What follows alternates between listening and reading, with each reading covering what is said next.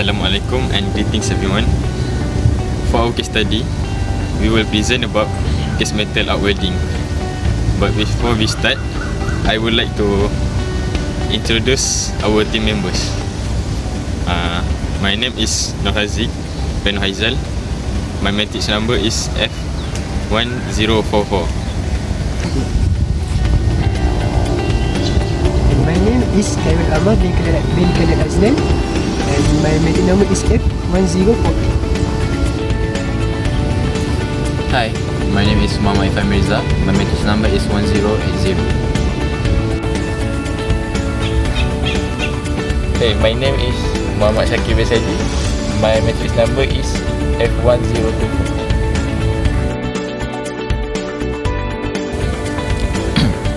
What is GMAW?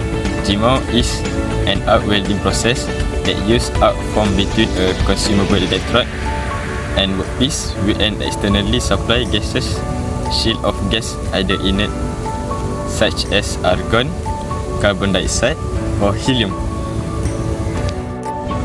Besides, GMAW have large diameter pipeline that used to weld oil and gas transmission line. GMAW also common method in this sector in manufacturing and construction. In the other part, GMAW use welding aluminium and stainless steel in their material to make electrode. In the basic concept, an arc is trapped between the base metal and continuously supply consumable electrode, which provide filler metal for the weld.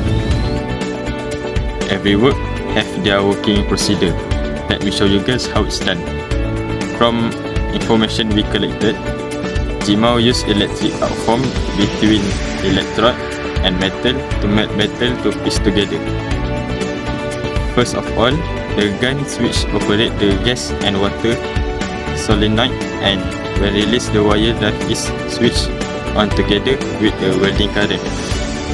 After the switch finish operated, the gun strike the wire end of the plate, and this will operate the wire drive and welding current known as scratch start. After that, the wire will feed with welding current known as scratch start. They have 6 advantages of GMAW. First, GMAW has no slack to chip as compared to sheet metal arc welding, SMAW, and flux core arc welding, FCHAW. Besides, the process can be used on thin materials with relative ease if properly set. This tungsten arc welding GTAW can also be used on thin material, but in many cases such as auto body, GMAW wins hands down.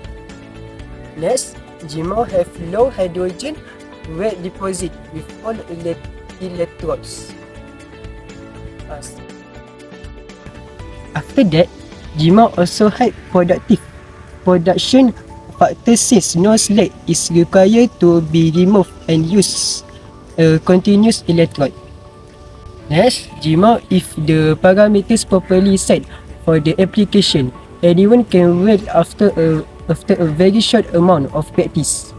And finally, one given electrode size can be used on various thicknesses of materials productively as compared to SMAW and GTAW. Next, we go to the cons of GMAW. First, GMAW require a wire filler, which is difficult to move and sometimes can be a maintenance or repair project. Second, GMAW needs shielding gas, so welding in windy condition can be difficult. GMAW no slack system, so out of position weld are sometimes more difficult. Then, GMAW increase chance of lack of fusion in parameters and welding technique is not controlled.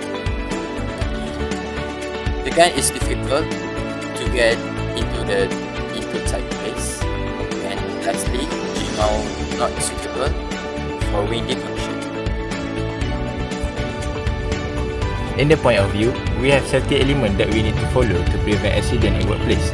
For example, we must wear safety shoes to protect the feet from hard object or stepping on the sharp object. Next, we have glove. Recommend use leather glove to protect the hands by arc splash during welding work. Moreover, we using face shield to protect the eyes during welding so the workpiece can be easily to see during the welding process, and it also protect face from arc splash.